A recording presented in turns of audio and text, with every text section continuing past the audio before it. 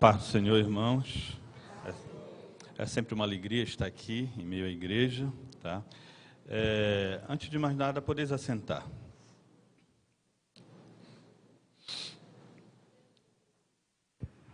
Agradeço a direção da igreja por esta oportunidade, tá?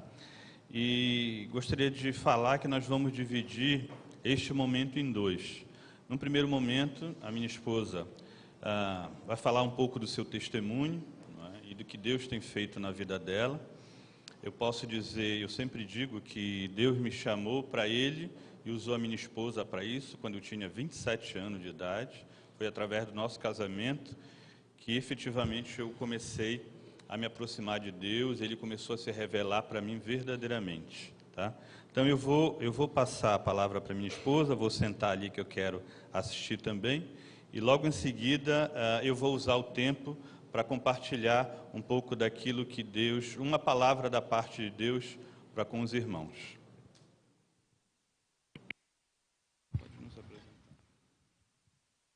Eu saio da igreja com a paz do Senhor Jesus. Eu sou a Baby do Baby. Nós fizemos agora há pouco tempo 19 anos de casamento, né? Oficial, né? Não oficial são 30 anos. Então, isso quer dizer que eu conheci meu marido, eu tinha 10 anos de idade. São para poucas.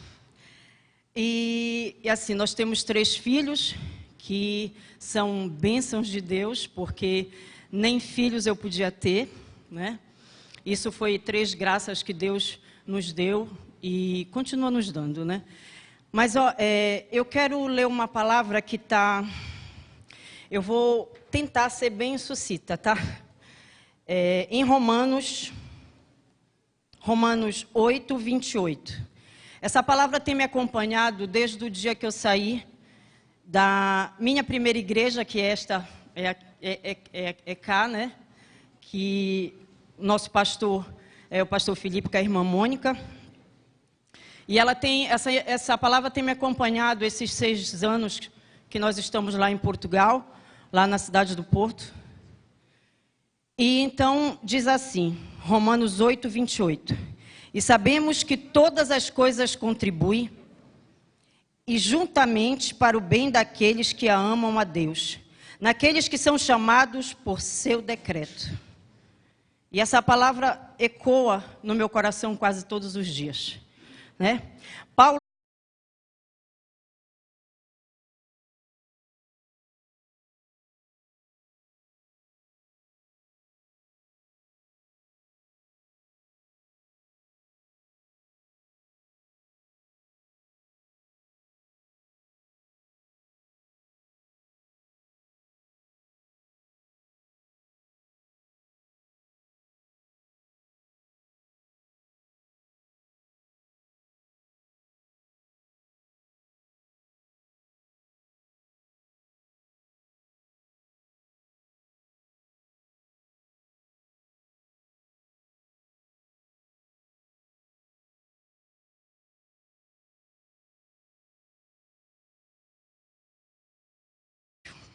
E quando Jó perdeu assim todas as esperanças em relação a perguntar e a se queixar para Deus, e ele começou a orar.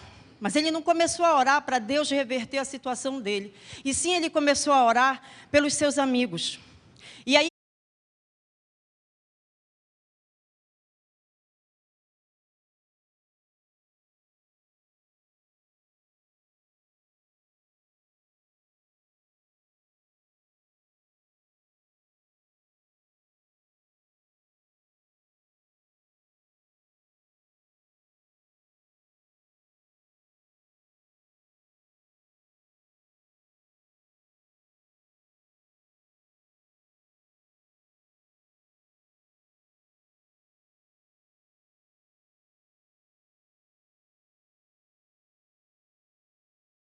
porque Deus, a gente quer as coisas muito rápidas, né? E não é assim. As coisas de Deus é na hora e no tempo certo. Mas agora voltando, quando eu tinha 13 anos de idade, com 13 anos de idade eu comecei a fumar. Comecei a fumar cigarro, o meu pai tinha uma mercearia, embaixo e a gente morava em cima e para trás. Então, eu comecei a furtar meu pai e meu pai não sabia. Veio saber depois de muito tempo. Eu tirava garrafas de cerveja, levava para cima, para o meu quarto, trancava a porta e bebia e fumava. Eu via meu pai fumando e eu achava muito bonito aquilo. Então, eu passei anos fazendo aquilo. E eu tive uma trajetória por modelo fotográfico, capa de revista. Eu era muito bonita. E então, saía em capa de jornal. E nessas idas e vindas, tem as suas festas, tem os seus encontros.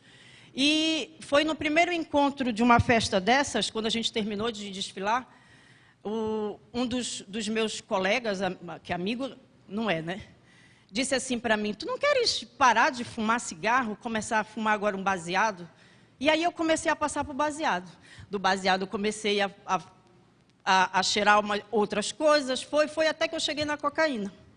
Então, de 13 anos até antevéspera de eu ter o meu filho, o nosso primogênito, o Vitor, ainda com 6 meses de eu com o Vitor no ventre, eu ainda me droguei muito, muito. Mas nós não sabíamos que eu era uma pessoa que tinha uma doença que se chamava bipolaridade. Então, a minha vida era, eu entrava e saía de clínicas psiquiátricas, de clínicas de autoajuda, para limpar, para ficar limpa das drogas e tudo. Vocês não têm noção. A cada entrada nas clínicas eram assim, 15 dias. Aí passava-se da outra vez, era 30 dias. Aí passava-se da outra vez, era 60 dias. E de melhorar, eu piorava cada vez mais. Porque na minha época, eu não sei hoje, porque eu estou afastada do Brasil 6 anos, mas na minha época, dizer que tu tem um problema psiquiátrico era a mesma coisa do que dizer que tu é apontada de louca, né? Então, eu também não entendia absolutamente nada. E no interim disso tudo, eu conheci o meu marido. E eu me lembro que com 10 anos eu vi o Manuel e disse, olha, aquele menino, eu vou casar com ele. E as coisas se passaram, né? E então, era assim. Eu entrava nas drogas, cheirava muita cocaína, fazia muita coisa em relação às drogas. E entrava nas clínicas psiquiátricas, eu ficava 30 dias e saía cada vez pior, cada vez pior, cada vez pior. E foi quando disseram, chamaram a minha mãe e disse, olha, vamos fazer uns exames, porque eu acho que ela tem uma doença. Até então era uma drogada, mas não era bem assim, né? E no meio das drogas era muita bebida, muita bebida, muita bebida. E eu me lembro que uma das vezes, os meus exames foram para São Paulo, a minha mãe disse assim, olha, a gente já sabe o que é que tu tens. Aí eu disse, então, o que é que eu tenho? Ela disse, olha, tu tens uma doença que na época era maníaco-depressiva, que hoje é conhecida como bipolaridade. E que tu não vais conseguir ter uma vida normal. E eu disse, então tá, então eu sou louca, é isso? Então, gente, eu tinha compulsões de compra, compulsões sei que tem pessoas aqui, compulsões de tudo. Tudo que vocês possam imaginar na cabeça de vocês, eu tinha compulsão. E não conseguia dormir. Passava noites e noites em claro. Sabe um leão, quando está preso numa jaula? Era assim que eu me sentia. Então, eu fugia de casa. E numa dessas fugidas, e eu já namorava com o Manuel, numa dessas fugidas, eu simplesmente sumi de casa.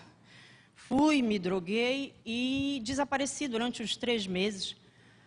E desses 3 meses eu virei uma mendiga. E eu me lembro que tinha um amigo dos meus pais, que era da polícia, e o meu pai e a minha mãe deixaram ele louco. Até que conseguiram me achar ali naquela vala, né, que a gente fala, na vala da Presidente Vargas, junto com outras pessoas. Lá, outros drogados, outros mendigos, enfim. E assim, eu posso dizer para vocês que foi uma degradação. Até que eu aceitasse isso, até que eu entendesse isso, que eu poderia ter uma nova chance, e a minha mãe também não entendia, então ela me levou para vários várias coisas. Me levou para a macumbaria, me levou para o espiritismo, me levou para tudo que vocês possam imaginar. Então, eu saía, ia para a macumba, eu tinha umas tias que eram mães de santos, me colocaram sobre os espíritos, né, que a gente sabe que não é bem assim, e me consagraram, e cada vez que eu vinha de lá, eu vinha mais enlouquecida, e mais enlouquecida, e mais enlouquecida, e até que apareceu o Manuel, né, que já tinha aparecido, e a minha mãe disse assim para ele quis casar e essas coisas todas, e a minha mãe disse, mas como é que tu queres casar com uma pessoa completamente inconstante? É muito complicado, é uma carga muito grande. Então ele foi ter com a minha psiquiatra e ela disse, olha, ela não... É muito difícil, é quase que impossível. Inclusive, as duas pessoas que estavam comigo, que foram internadas na última internação, elas se mataram. Então, a meio a tudo isso, eu vou pulando um pouquinho. Eu tive o Vitor tinha 2 anos, 4 anos de idade, não, era 2 anos de idade. E eu fui fugida para uma praia, que eu não me lembro agora, não me recordo o nome. E eu cheguei lá, fiquei 2 dias lá, e vim. E quando eu vim, eu já vim com uma febre, e eu me lembro que eu estava com 2 amigos dessas coisas, e eles disseram assim, olha, tem um remédio aqui, tu queres? Aí eu tomei, né, eu já estava tão mal, eu estava queimando em febre. E de lá eu disse assim para ele, olha, faz só uma coisa, liga para minha mãe, que eu sinto que eu vou morrer. Aí ele disse, não, tu estás queimando em febre, mas tu não vais morrer, não. Aí, enfim, eu fui parar na Unimed, numa dessas Unimed também, não me recordo o endereço. E quando eu cheguei lá, eu cheguei às 23 horas. À meia-noite eu estava em coma profundo. E a infectologia... não tinha nenhuma infectologista, eram médicos normais, né, de emergência. E então, a médica disse, olha, chama rapidamente uma infectologista, porque essa menina está morrendo, mas eu ainda não sei o que ela tem.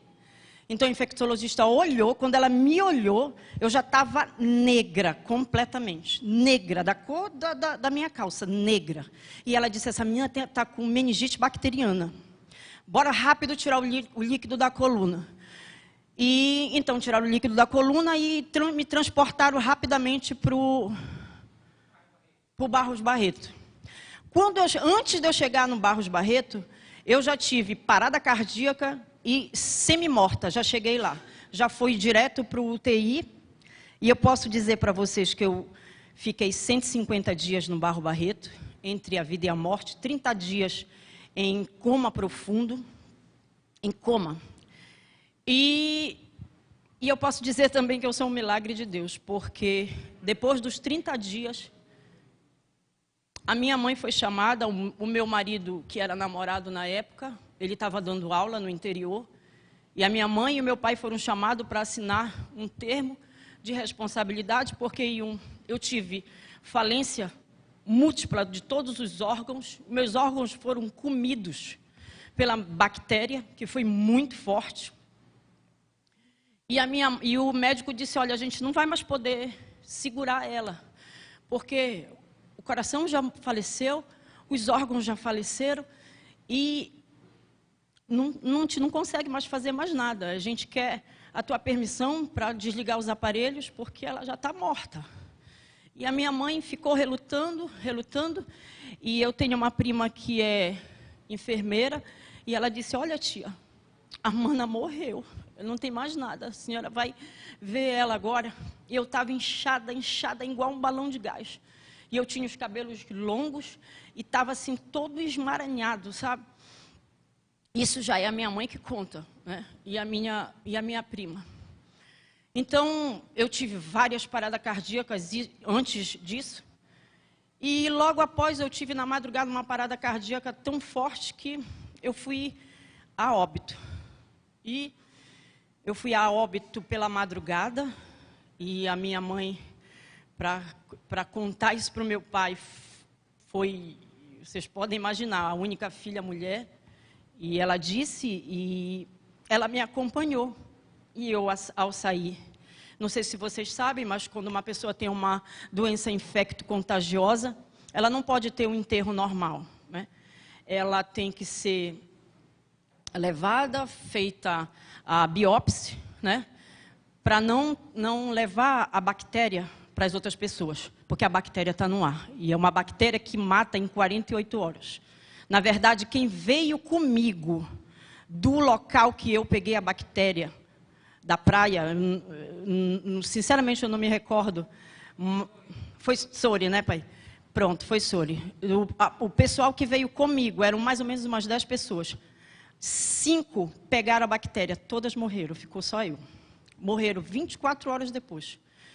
E eu fui tirada de lá tiraram todos os aparelhos que estavam em mim, me levaram, desceram, não sei se alguém conhece aqui o Barros Barreto, mas tem 5, eu estava, eu acho que no último, e eu tinha que descer lá para o primeiro, que é onde fica, e foram mais ou menos, gente, 8 às 9 horas, completamente morta.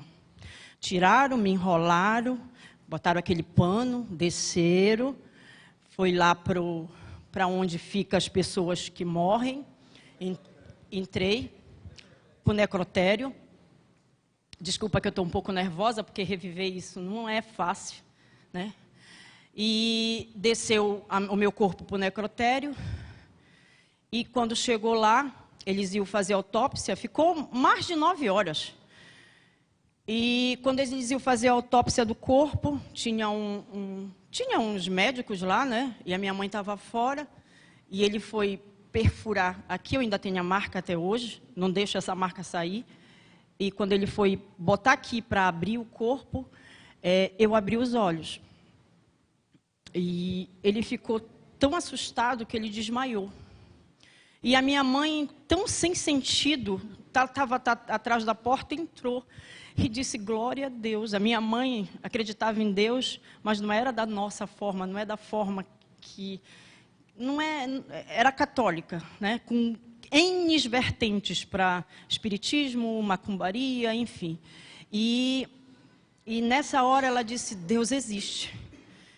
E eu fui levada muito rapidamente lá para o 5º andar de volta, me colocaram os aparelhos. O que eu posso dizer para vocês que os médicos que me assistiram, e engraçado, tem uma coisa que eu não posso não falar. Teve um médico que eu creio que a palavra diz que tem anjos que nos assistem, que entrou, falou com a minha mãe e disse, eu vou dar uma medicação para ela, e até hoje sumiu. E a minha mãe diz para mim, ela disse, aquele homem era um anjo enviado por Deus, porque Deus tinha um plano muito grande ainda na tua vida. E resumo a isso tudo, eu subi, ainda fiquei mais isso era os 100 dias, eu fiquei mais os 50 dias. Gente, eu saí de cadeira de roda. Com derrame, eu tive mais de 5 derrames desse lado direito. A minha boca veio parar completamente para cá. Eu saí cega, surda, sem falar, sem andar, sem reconhecer ninguém. E os médicos que me assistiram disseram assim, olha, ela pode até ter vivido, mas dessa cadeira de roda ela não sai. Isso pode ter certeza absoluta. Mas, gente, a gente sabe, e às vezes a gente não sabe, que a gente serve a um Deus que é dono de todas as coisas. Que é um Deus que é Ele que é o dono do milagre, que é Ele que é o médico dos médicos. E quando Ele tem um plano na tua vida, na minha vida, na vida de cada um que se prostra. E todas as coisas cooperam para o bem daqueles que amam ao Senhor. E, gente, depois de 2 anos, há muita luta, eu andava um pouquinho, caía no chão, andava um pouquinho, caía no chão. Eu me lembro que o meu marido foi com uma agenda para me pedir em casamento, e a minha mãe disse assim mesmo, não tem condições de tu casar com ela, o que é que tu vais fazer com ela? Ela não fala, ela não anda, ela não reconhece ninguém. Aí ele disse assim, amor é diferente de paixão. Amor a gente ama na doença, na alegria, na tristeza, na pobreza, e eu amo a sua filha. E eu vou casar com ela. E as coisas foram acontecendo, Deus foi fazendo. E eu ainda entrei na igreja andando, mancando, mas nós casamos, graças a Deus. Agora, isso, olha, essas são as nossas bênçãos. Agora vocês não sabem que essas duas bênçãos aqui foi direto eu digo que eles vieram direto do céu. Porque depois do Vitor, eu tinha problemas de ovário. E depois que eu tive a meningite bacteriana, eu não podia ter filhos, né? Porque eu tive que assinar um termo, porque quando as crianças viessem ao mundo, eles vinham com defeito. A minha filha é a coisinha mais linda, missionária da nossa igreja lá, e o Miguelzinho, nunca adoeceram, mas o Miguel ainda teve meningite viral, mas está aí para contar tudo, né? E o Vitinho. E o que eu posso dizer para vocês, gente, é assim, quando nós fomos, a gente não fez nada assim na loucura, e nós vamos para Portugal, não. Nós passamos 2 anos orando, pedindo direção de Deus, e agora eu quero dizer a vocês a coisa que é mais importante, que eu entendi e que eu aprendi. Sabe aquele versículo que diz assim, e Deus vai te dar abundantemente. E às vezes a gente pensa assim, é dinheiro, né? É fartura, é isso. Deus é um Deus sim de fartura, mas não é isso. O abundante de Deus é a gente se rasgar. É a gente, às vezes, olha, uma outra coisa que eu entendi, que tudo a gente coloca a culpa no inimigo. Porque o diabo é isso, porque o diabo... Nós somos o primeiro inimigo. Nós temos que nos olhar e entender que, poxa, eu fiz isso muitas vezes lá na cidade do Porto, porque Deus me mostrou tantas coisas, gente, tanta coisa, e eu entendi que eu ainda tinha tanta coisa a ser trabalhada, porque diante de tudo isso que se passou, ficaram, sabe, umas coisinhas aqui, umas amarguras ali, outras coisinhas ali. E Deus não quer isso. Deus não quer você pela metade. Deus quer você inteiro. Inteiro, de corpo e alma e espírito. E eu aprendi que já chegava a hora, sabe? Eu já tenho 45 anos, sou mãe de família, quero deixar um legado para minha filha. Um legado de uma mulher correta, de uma mulher obediente a Deus, de uma mulher submissa ao marido. Porque eu sempre queria estar acima do meu marido. Eu sempre queria ser a voz maior do que o meu marido. E lá no Porto eu aprendi muito bem isso. Porque eu tive que sair de casa, eu tive que trabalhar, passar 12, 15, 16 horas trabalhando.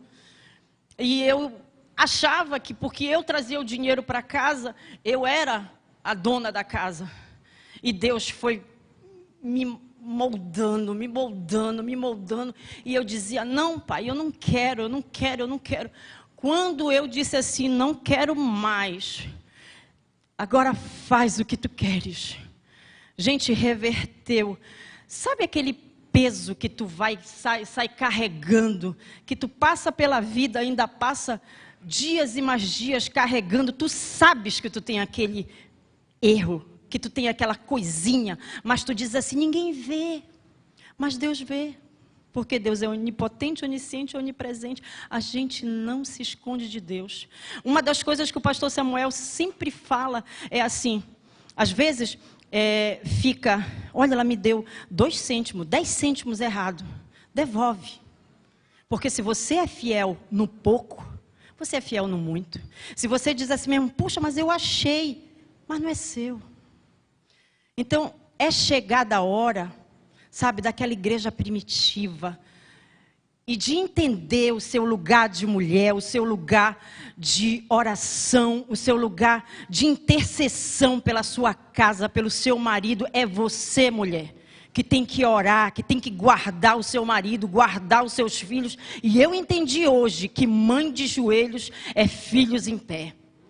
Mãe de joelho mãe de joelho, mulher, serva de Deus de joelho, é marido em pé, família em pé. E pode vir o que vier, porque todas as coisas cooperam para o bem daqueles que amam ao Senhor. E deixando, tinha tanta coisa ainda, mas eu creio que o Espírito Santo já para por aqui, porque eu tenho que passar para o meu marido. Mas eu quero só ressaltar mais uma vez que nós, mulheres, temos o nosso lugar. Nosso lugar de submissão. Nosso lugar de respeitar o nosso marido. O nosso lugar de dizer, não, peraí, o cabeça é o meu marido. Eu venho aqui atrás, eu cuido dos filhos, eu cuido da casa, eu cuido da oração. Faça da sua vida, dê a primícia do seu dia para o Senhor. Eu acordo todos os dias, 5 horas da manhã, das 5 às 6, é o meu Deus em primeiro lugar. E todas as coisas vão ser acrescentadas.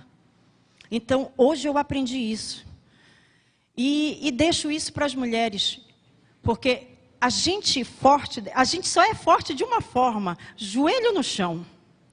Fora isso, a gente não é forte. E em Deus, porque sem Deus nós não somos absolutamente nada.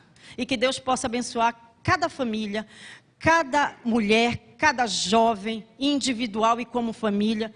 E que vocês consagrem a sua casa, a sua família como altar de Deus. E que suas vidas sejam perfume suave à narina do Senhor.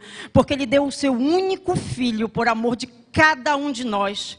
E nós não temos como reverter, nós não temos como dar nada.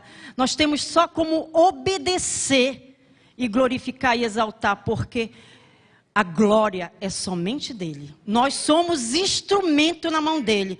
Mas que cada um possa ser o instrumento que o Senhor quer. Porque também se não quiser, ele faz com outro, não é? E isso é triste.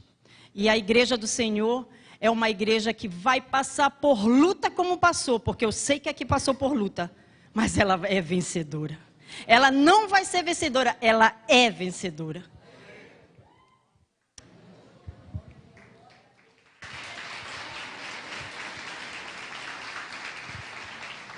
Amém, amém. Só para não perder a oportunidade de conhecer ao vivo, queria chamar o Miguel aqui e a Manuela. O Miguel já está bem maior do que naquela foto. Tá? São bênçãos de Deus nas nossas vidas. Tá? E a turma toda aqui acompanhou o crescimento deles, os membros mais antigos da igreja. Não é? E a gente é muito grato, porque é isso que a minha esposa falou. Não Deus veio trabalhando ao longo da nossa vida.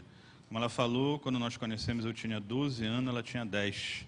Morávamos na mesma rua, ali no Jurunas, e desde lá Deus veio trabalhando, fomos namorando em alguns momentos, e tivemos o nosso primeiro filho antes de casar, tivemos primeiro o Vitor, depois casamos 2 anos depois, não é? E tudo por desconhecimento.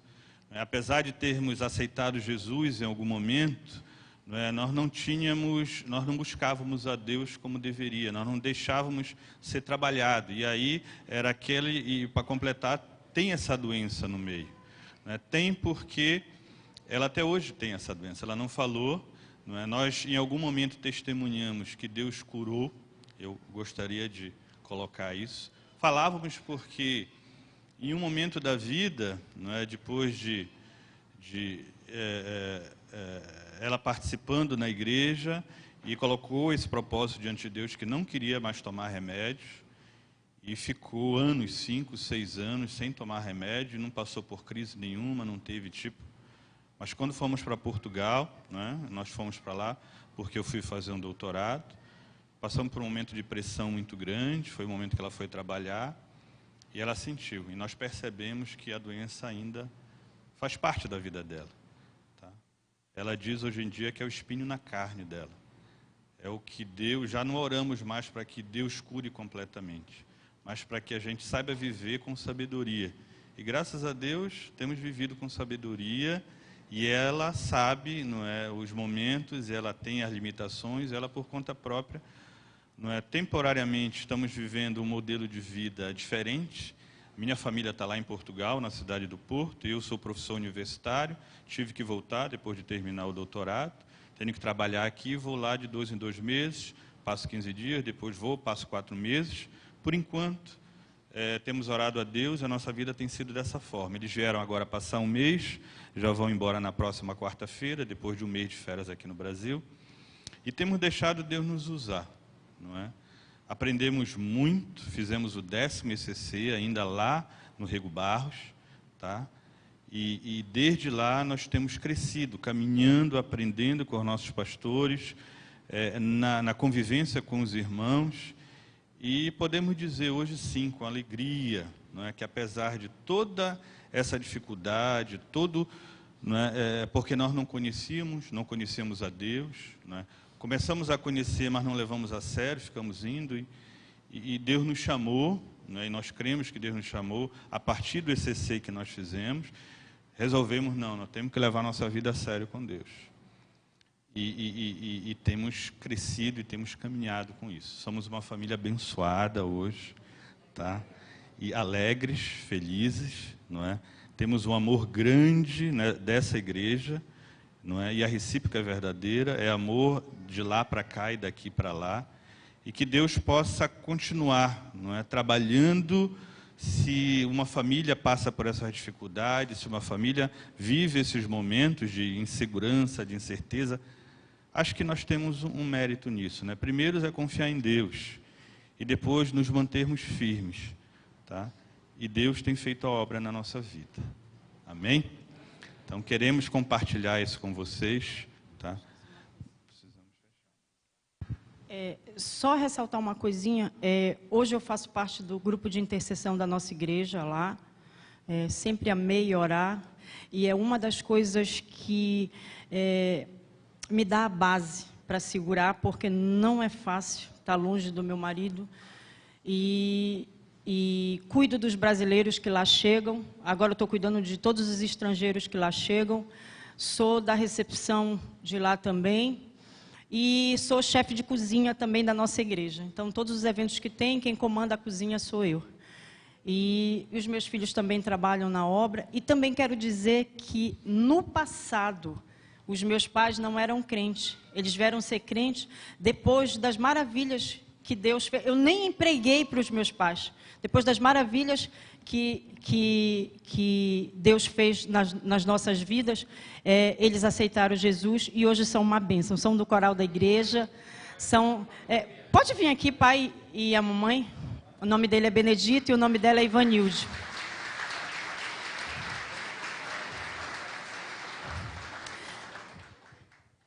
E quero dizer também para vocês que hoje, pelo fato da meningite, é muita coisa para falar, mas isso eu não posso esquecer.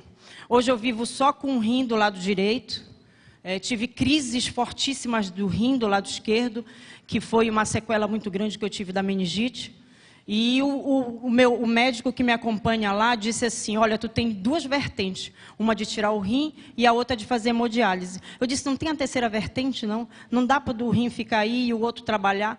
Aí ele disse, olha, tu corre um risco muito grande. Eu tive 3 internações gravíssimas lá, foram refluxo do rim para o ovário, e eles queriam tirar de qualquer jeito, e eu só me prostrei na mão do Senhor e disse, Senhor, se o rim não presta para nada, mas deixa ficar aí, porque eu tenho que voltar e trabalhar. Então, hoje, eu faço, ainda continuo fazendo todos os tratamentos, sou utente de risco, como diz lá, né? Então, o governo me dá todas as medicações. Mas, sabe, gente, eu já parei de perguntar para o Senhor, porque o Senhor cura tudo, né? Mas eu já entendi. Já entendi que isso é um espinho mesmo que eu tenho que levar, porque eu tenho que ficar completamente todos os dias em equilíbrio. E eu amo ouvir o pastor Billy Graham falar que o verdadeiro crente tem 2 coisas.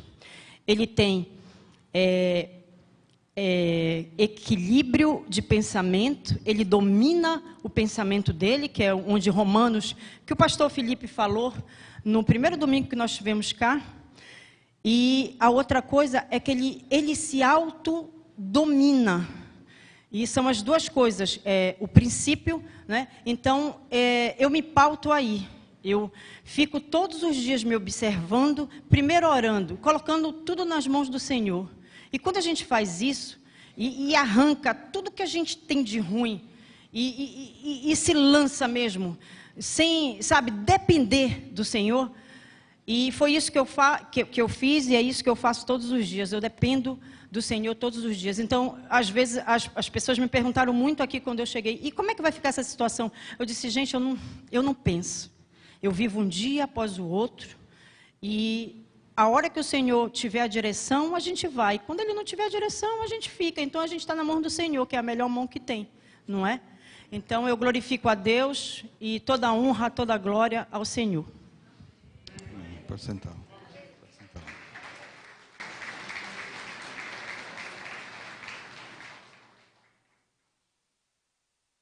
Paz, Senhor, irmãos, novamente, tá? Temos aí um tempo curto, eu espero poder, não posso deixar de compartilhar o que Deus tem colocado no meu coração. Confesso a vocês que eu tinha uma outra palavra, e ouvindo o que foi ministrado hoje pela manhã, despertou, eu resgatei uma outra palavra que eu gostaria de compartilhar com os irmãos, tá? Eu vou tentar fazer num tempo curto, porque o nosso tempo está avançado, mas Deus quis assim, o testemunho foi acontecendo, tá? Eu queria que vocês abrissem a Bíblia de vocês em Esdras, livro de Esdras e livro de Neemias. Esdras, capítulo 1, versículo 1. Eu vou pular algumas coisas que eu tinha planejado, alguns versículos que eu ia mencionar, para poder a gente ser mais objetivo, tá? Se eu pudesse dar um nome para esse compartilhamento, para essa palavra, eu diria que a gente poderia tratar isso como, né, o processo de libertação e crescimento, não é, cristão. Então, libertação e crescimento cristão, que normalmente trabalha-se esse tema a partir do Novo Testamento, que tem várias palavras que abordam isso, mas eu quero tomar como referência o processo de libertação de Israel do cativeiro na Babilônia e fazer um paralelo disso com as nossas vidas. Porque a Bíblia é assim, não é? Se vocês observarem, qual o tema central do Antigo Testamento? Eu diria que o Antigo Testamento ele tem dois temas centrais. Tá? O primeiro deles, anunciar a vinda do Messias. Tá? E um outro tema central é o relacionamento de Deus com o seu povo, com Israel. E a forma como Deus se relaciona com Israel diz muito da forma como Ele se relaciona com a gente. Então, a Bíblia é um aprendizado. Então, nós precisamos conhecer a Bíblia para poder saber como é que Deus age e com sabedoria dar a resposta adequada, né, para aquilo que ocorre nas nossas vidas. Tá? Então, vamos lá. Eu vou ler dois versículos em Esdras, tá? E um em Neemias. Então, Esdras capítulo 1, versículo 1. No primeiro ano de Ciro, rei da Pérsia, para que se cumprisse a palavra do Senhor, por boca de Jeremias, despertou o Senhor o espírito de Ciro, rei da Pérsia, o qual fez passar pregão por todo o reino, como também por escritos, dizendo, versículo 2, assim diz o Senhor, rei da Pérsia, o Senhor, Deus dos céus, me deu todos os reinos da terra e me encarregou de edificar uma casa em Jerusalém de Judá. Quem dentre vós de todo o seu povo, seja seu Deus com ele, e suba a Jerusalém de Judá e edifique a casa do Senhor, Deus de Israel. Ele é o Deus que habita em Jerusalém. Tá? Então, na página seguinte, capítulo 3, versículo 8. Esdras, capítulo 3, versículo 8. No segundo ano da sua vinda à casa de Deus, em Jerusalém, no segundo mês, Zorobabel, filho de Sealtiel, e Jesua, filho de Josadaque, e outros seus irmãos, sacerdotes e levitas, e todos os que vieram do cativeiro a Jerusalém, começaram a obra da casa do Senhor. Tá? Mais à frente, capítulo 7, versículo 1 e depois o versículo 10. Tá? Se os irmãos não puderem acompanhar, eu peço desculpa porque eu estou tentando ganhar tempo. Capítulo 7, versículo 1. Passadas essas coisas, no reino de Atarxerxes, rei da Pérsia, Esdras, filho de Searias, filho de Azarias, filho de Ilquias. Tá? No final do versículo 5 está dito assim: este Esdras subiu da Babilônia. Tá?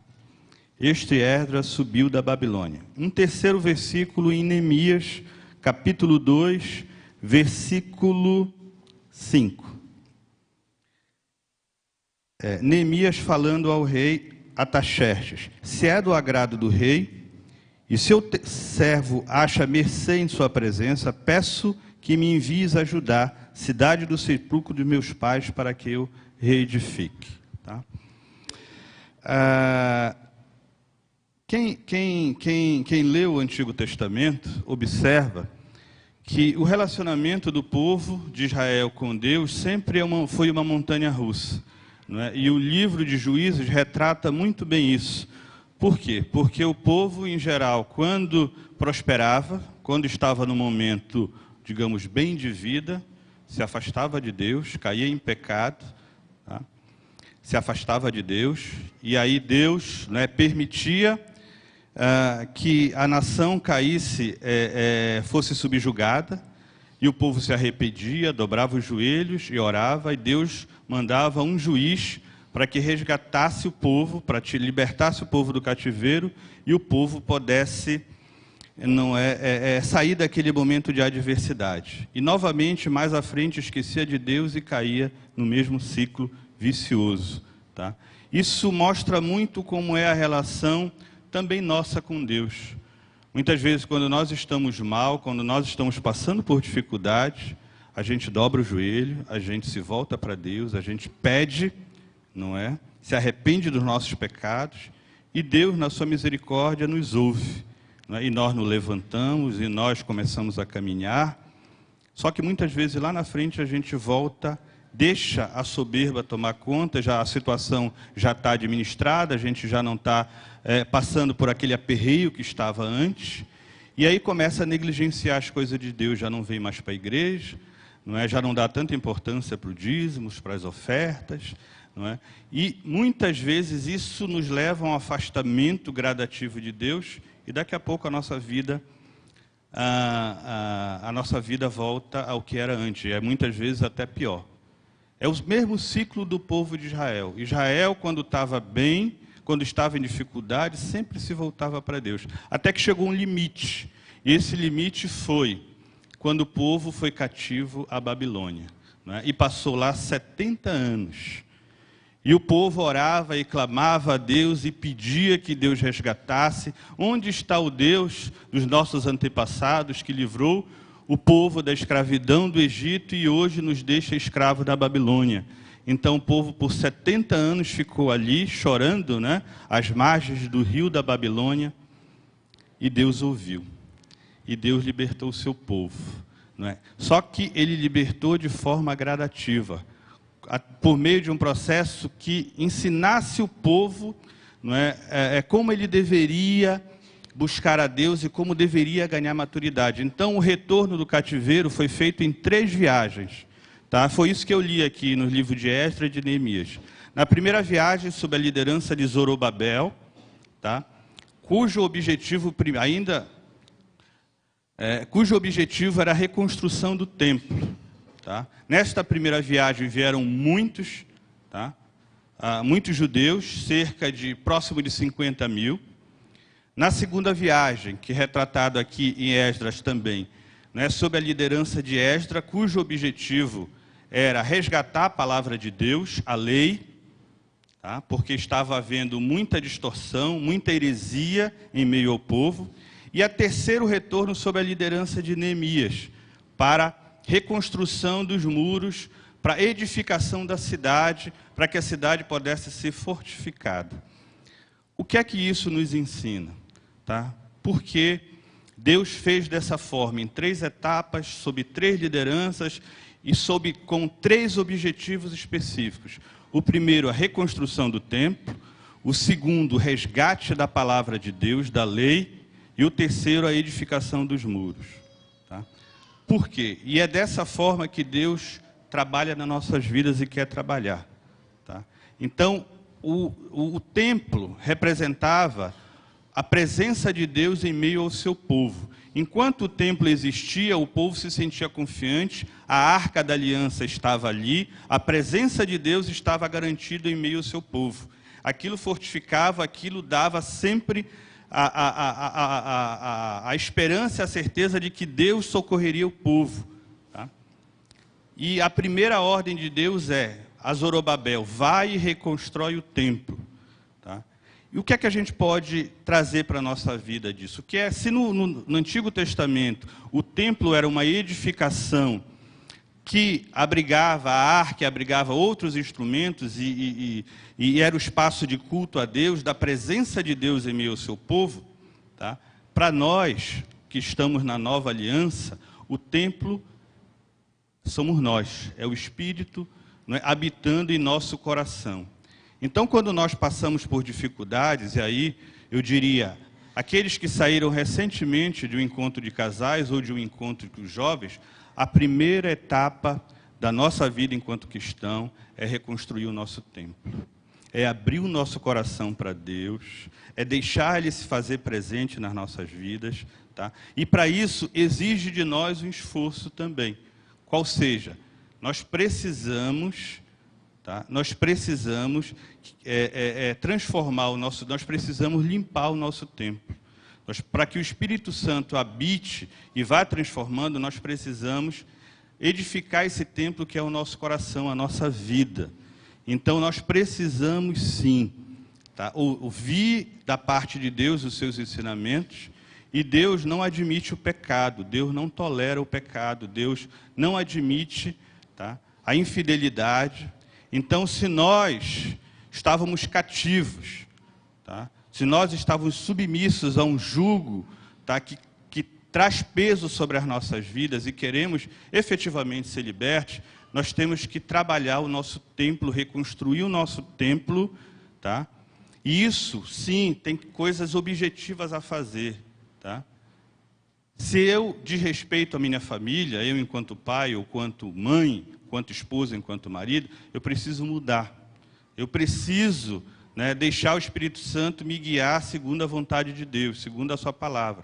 Se eu bebo demais e gasto um dinheiro que faz falta para a minha família, eu preciso abandonar esse hábito, tá? Esse vício. Se eu tenho outros comportamentos egoístas que muitas vezes tiram da minha família aquilo que Deus tem possibilitado a ela, eu preciso mudar. Nós precisamos... Deus deixou Israel 70 anos na Babilônia para que eles aprendessem com a dor. Se nós estamos sendo libertos, estamos vindo do momento difícil da nossa vida, nós precisamos de mudança, e mudança real nas nossas vidas. Tá? Reedificar o templo como Zorobabel começou a fazer, e aí enfrentou dificuldades, né? Esse templo que era para ser reconstruído em alguns poucos anos, levou 22 anos para ser reconstruído. Por quê? Porque o povo abandonou.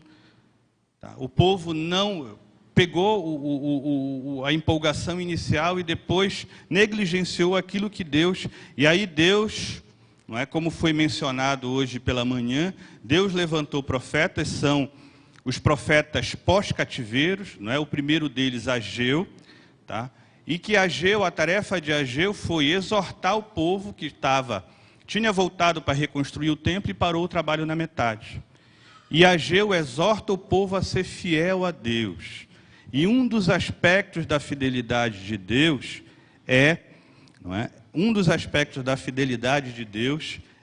passa pela questão, sim, dos dízimos e das ofertas. Então, eu queria que vocês fossem lá no livro de Ageu, só para eu repetir algo que foi falado hoje pela manhã.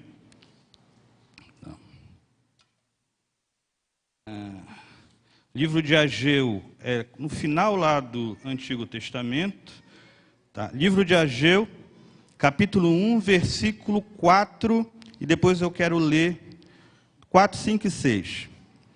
Então é assim, o povo voltou para reconstruir o templo, começou a trabalhar, e veio as adversidades, o povo se acomodou e começou a cuidar da sua vida própria. E aí, por meio de Ageu, Deus pergunta: acaso é tempo de habitardes vós em casas apaineladas, enquanto esta casa permanece em ruínas? Ora, pois, assim diz o Senhor dos Exércitos, considerai o vosso passado. Tendes semeado muito e recolhido pouco. Comei, mas não chegais para fartar-vos. Bebeis, mas não dá para saciar-vos. Vestivos, mas ninguém se aquece. E o que recebe salário, recebe para pô-lo num saquetel furado. Tá? Então, um dos ensinamentos nesse processo de reconstrução do templo, que Deus ensina por meio de Ageu, é a necessidade de nós sermos fiéis. De nós aprendermos como se dá essa fidelidade também através das coisas materiais. Nós precisamos aprender, não é que se nós fazemos parte da obra de Deus, não vai vir ninguém, não vai vir um governo, não vai vir ninguém de fora para dar o dinheiro necessário ao sustento da obra. Como foi falado aqui, Deus efetivamente não precisa de dinheiro, mas Deus nos dá a oportunidade de aprendermos a lidar com dinheiro quando nós somos membros de uma congregação, porque é uma forma de exercitar a nossa liberalidade. Eu tenho que tirar uma parte para investir naquilo que eu acredito, para investir naquilo que Deus me ordenou que eu fizesse. Tá? Então é uma forma de nós nos desprendermos. Se nós não confiamos em Deus, os 100% que nós ganhamos não vai ser suficiente nunca. Mas os 90% passam a ser suficientes e passam a ser abundantes no momento em que eu confio em Deus e coloco diante dele. Esse é um desafio para nós. Tá? Esse é um desafio para nós. E eu fui tocado pela palavra que foi colocada hoje de manhã aqui. Tá? E eu creio, não é? Eu creio que uma das formas de nós edificarmos o nosso templo e aprendermos a ser próspero é saber guardar os ensinamentos de Deus também em relação à questão da sustentação da obra que Ele nos colocou no meio. Amém? Então, Ageu e Zacarias, mais lá na frente, que também é um profeta, Malaquias, que é um profeta pós-exílio, eles vêm colocar e vêm ensinar o povo de que o povo deve buscar, sim, reconstruir o templo e cada um possa contribuir da forma que Deus tem colocado. E aí ele fala aqui, não é? A razão da tristeza, o tema de Ageu principalmente é a razão da tristeza do povo. Deus tinha libertado dos cativeiros, eles começaram a empolgação, mas logo daqui a pouco já estavam tristes, já estavam descontentes, porque não sabiam, não é? Tinham abandonado aquilo que Deus tinha designado para a vida deles, que era reconstruir o templo. Então, se você está no processo de reconstrução do seu templo interior, observe essas questões. Não é? Observe a necessidade de ser fiel a Deus, observe a necessidade de estar envolvido na igreja, porque esse é um dos mecanismos, porque nós precisamos, assim como o povo de Israel precisava da Arca de Aliança lá dentro do templo, nós precisamos do Espírito Santo em nossas vidas. É isso que é a reconstrução do templo. Então, a primeira etapa é a reconstrução do templo. A segunda etapa é o que está relatado lá em Esdras, que é a vinda de Esdras, cerca de 47 anos depois da reconstrução do templo. Esdras veio para resgatar a palavra de Deus. A lei tinha se perdido em meio ao tempo de cativeiro. E estavam havendo muitas distorções, muitas falsas doutrinas que estavam sendo propagadas naquele templo que tinha sido reconstruído. E Deus estava descontente com aquilo. Então Deus levantou Esdras. Então a segunda viagem veio sob a liderança de Esdras para resgatar a palavra de Deus. Tá? Para que o povo adquira conhecimento e não peque mais. Então é tarefa nossa também, a partir do momento em que eu aceitei Jesus, que eu me reconciliei com Jesus, que eu inicio o processo de reconstrução do templo, isso só vai se sustentar se eu for buscar a palavra. E foi Zorobabel, a tarefa de Zorobabel foi ensinar de novo o povo aquilo que era a lei de Deus, aquilo que eram os ensinamentos de Deus.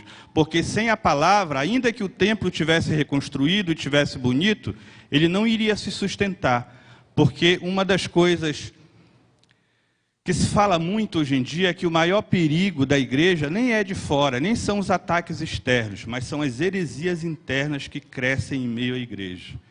E isso, só o conhecimento da palavra é que priva cada um de nós. Nós não temos o direito de muitas vezes aqui ouvirmos um pregador falar certas coisas que nós entendemos que é heresia e aceitarmos isso passivamente.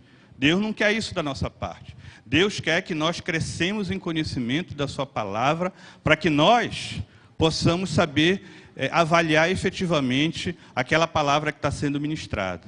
Então, a tarefa de Esdras foi isso, foi fortalecer o povo por meio da difusão da sua palavra.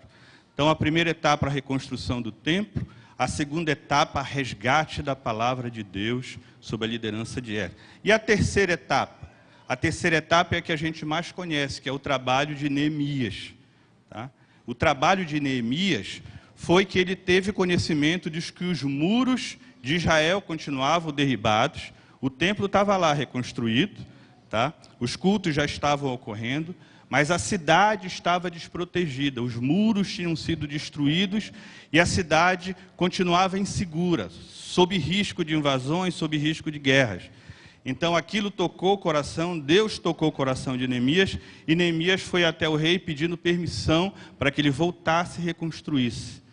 E o que é que significa isso para a nossa vida espiritual? Não é? É que, após a gente resgatar, aceitar Jesus, ou se reconciliar com Jesus, começar a conhecer a palavra de Deus, e aí, não é? Dou glória a Deus pela vida dessa igreja que oferece muitas oportunidades de crescimento na palavra de Deus. São cursos maravilhosos que estão aqui sendo divulgados. Tá? Isso são instrumentos, não é, que são utilizados para que a gente cresça na palavra e se fortaleça. Então, se o meu templo está em reconstrução, se eu estou me fortalecendo na palavra, eu preciso me guardar, eu preciso criar barreiras para que eu não volte a cair naquilo que eu caí num dia. Então, a tarefa de Neemias foi proteger a cidade, reconstruir, e essa é a nossa tarefa, tá? Enquanto os cristãos. Nós precisamos reconstruir nossos muros. Nós não podemos mais admitir que comportamentos que nós sabemos que são errados, lá do nosso passado, naquele momento em que a esposa nos aborrece, em que a gente aborrece a esposa, no momento em que falta dinheiro, no momento em que acontece, a gente quer voltar para aquele comportamento antigo. Isso significa que o nosso muro não está reedificado. Nós até podemos ter reconstruído o templo, temos aberto o nosso coração para Deus, tá? Temos nos esforçado para conhecer a palavra, mas ainda assim nós estamos sujeitos aos ataques do inimigo, nós estamos sujeitos, tá, a cair. Então, para isso, nós precisamos levantar muros, nós precisamos fechar as famosas brechas. Se você ainda tem brechas na sua vida, que você sabe que o inimigo usa essas brechas para te atingir, para atingir a tua família, você precisa fechar essas brechas. Os muros efetivamente precisam ser edificados. Senão, pelaquela brecha, todo aquele processo de crescimento que você teve pode ser jogado embaixo, porque você não completou a tarefa. E eu diria para vocês que maturidade cristã é isso. A maturidade cristã é quando você já tem os muros levantados, onde você consegue enxergar suas falhas, os seus pecados, você consegue fugir deles, né? Você pode ter anos e anos e anos de igreja, tá? Mas a maturidade efetivamente só vai estar em você, não é? Quando você começar a negar a si próprio, e a nossa carne é egoísta, a nossa carne muitas vezes é vingativa, a nossa carne ela dá espaço, né? Porque a gente vive problemas também e a gente precisa edificar. Então, espiritualmente falando, como é que se deu? Deus libertou o seu povo em 3 etapas, usando 3 lideranças diferentes e com 3 objetivos em etapas. Tá? Nós precisamos entender isso para a nossa vida. Nós que somos Se você é recém-convertido, tá? Esse é um ensinamento que é preciso guardar. Cuide primeiro de si, cuide do seu templo. Antes até da sua família, cuide do seu templo, do seu relacionamento com Deus. Se a alegria não está presente no teu coração, se a paz não está presente no teu coração, tá? Você precisa edificar o seu templo. Você precisa dar espaço para o Espírito Santo trabalhar. Você precisa buscar conhecimento da parte de Deus. Você não pode estar faltando tudo quanto é culto por uma desculpa qualquer. Nós precisamos ouvir e ouvir da parte de Deus para que a nossa fé cresça. Esse é um processo, é Deus que nos ensina. A palavra de Deus é para nos ensinar e para nós aprendermos e modificarmos a nossa forma de pensar, a nossa forma de agir. E Deus, depois de 70 anos de sofrimento, libertou seu povo dessa forma, de forma didática, de forma, para que ele possa não cair mais. Eu não sei quanto tempo você teve de cativeiro antes de conhecer a Jesus. Tá? Muitas vezes, quando a gente é liberto, né, vem aquele euforia, aquele primeiro amor, aquela empolgação, a vontade de se envolver, a vontade de contribuir, e isso é ótimo. Essa alegria a gente deve trabalhar para não perder.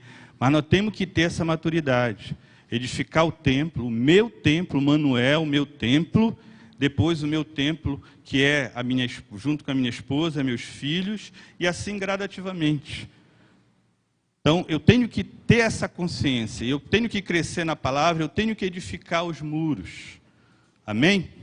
Então, é isso que eu quero compartilhar com vocês, e eu quero só para finalizar, eu acredito que deu para... Eu quero que vocês abram, como a gente vê isso lá no... Quero que vocês vão para Filipenses. Filipenses 2:13. Tem um pormenor aí, tá? Vamos buscar no Novo Testamento uma complementação para esse ensinamento do Velho Testamento, tá? Filipenses 2:13.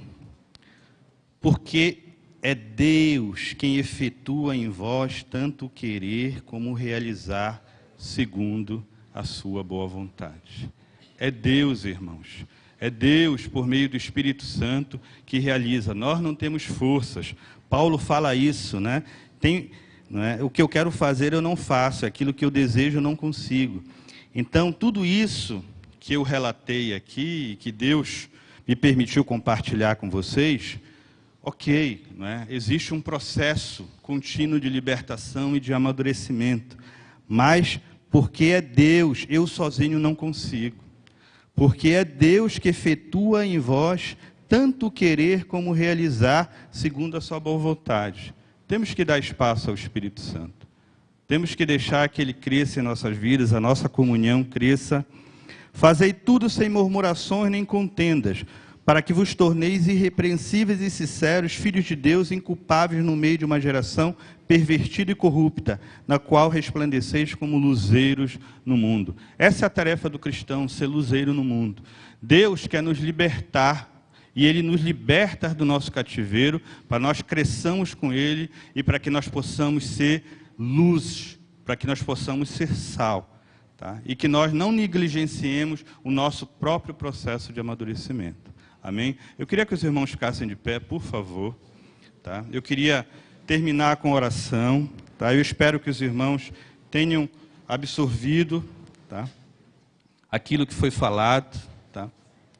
E eu peço a que todos, né, possam fechar os seus olhos. Eu já estou. Tá? E que os irmãos entrem em espírito de oração, tá? E busquem em Deus, tá? Orem para que o Espírito Santo, a palavra de Deus diz que é o Espírito que convence do pecado, da justiça e do juízo. A nossa tarefa é pedir ao Espírito Santo que nesse momento opere em meio ao seu povo, tá?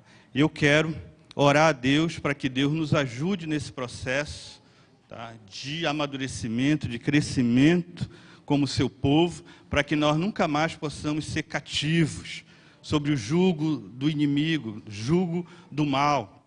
Então eu quero nesse momento orar a Deus. Eu peço que vocês fechem os seus olhos, tá, e orem. Tá. Querido Deus, Pai amado, te louvo, Senhor, te agradeço mais uma vez, Pai.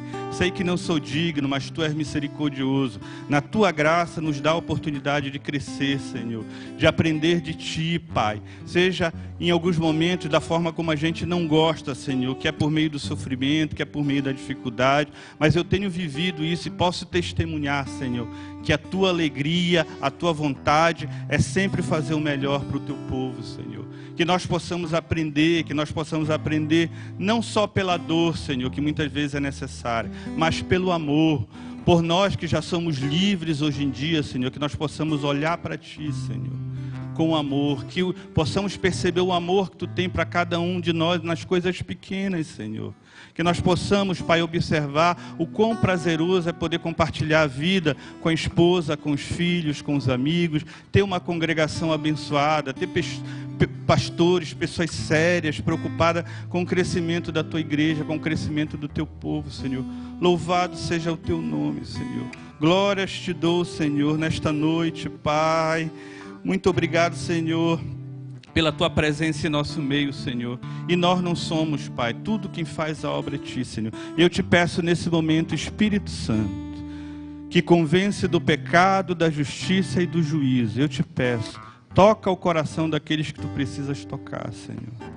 Daqueles que Tu precisas libertar do cativeiro, Senhor. Daqueles que já conhecem, Pai, a Tua palavra. Sabem, Senhor, que é bom caminhar contigo, mas não conseguem ter forças, Senhor, para se libertar completamente. Espírito Santo, opera em meio ao Teu povo. Tu que conheces cada coração, cada mente. Louvado seja Teu nome, Senhor. Eu queria, neste momento, com a permissão do nosso pastor, queria fazer um convite, tá? Aqueles que ainda não Te conhecem, Senhor, ou aqueles que Te conhecem, mas ainda não se decidiram por Ti, Pai, que ainda estão cativos, que sofrem sem saber que existe uma vida abundante, uma vida designada por Ti, Senhor. Eu peço que todos os irmãos se mantenham de olhos fechados, tá? De pé. E eu queria convidar aqueles que sentem no coração que essa palavra tocou, que essa palavra que vem da parte de Deus, ou o testemunho que veio da parte de Deus e despertou você a vontade de começar a dar esses passos verdadeiramente de mudança de vida.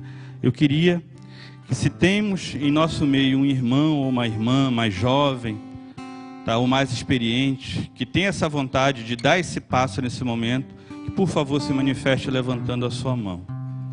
Se nós temos aqui no meio da igreja, tá, alguém que precisa dar esse passo, que ouviu essa palavra e compreendeu a necessidade de começar a reconstruir o seu templo, tá, que levante a sua mão, por favor. Eu gostaria de orar, gostaria de pedir que o pastor orasse pela sua vida, para esse processo de mudança, para esse processo de crescimento, de libertação.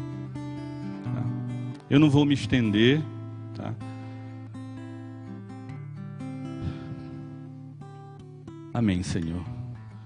Obrigado, Senhor. E eu queria então, junto com os irmãos, terminar orando mais uma vez. Pai amado, muito obrigado por este momento, Senhor.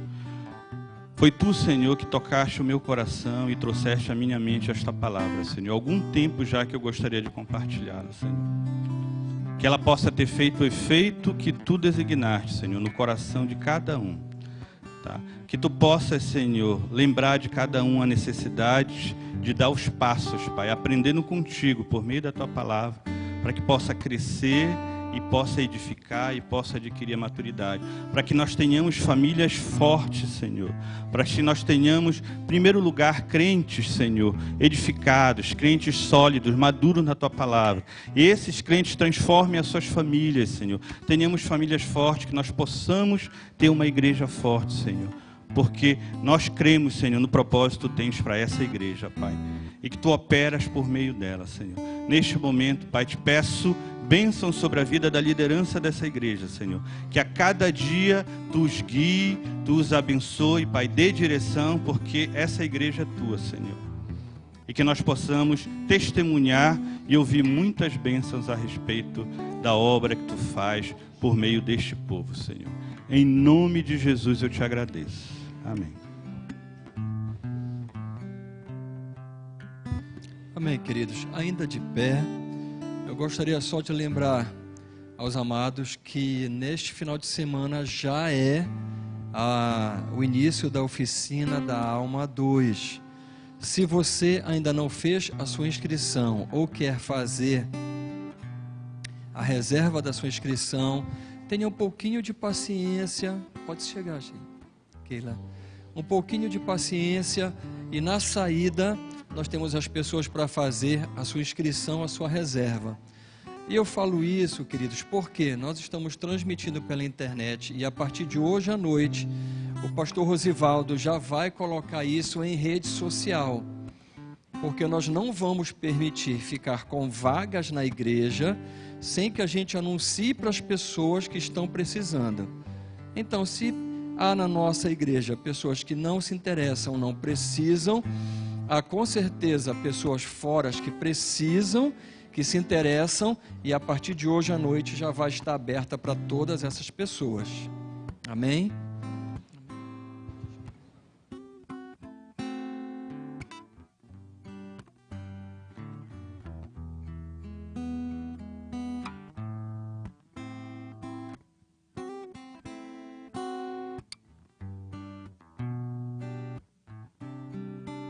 Amém. Queria que a igreja nesse momento final ainda estivesse orando. Coloque suas mãos para cá, interceda por esse rapaz, por essa jovem. Por favor, que é importante.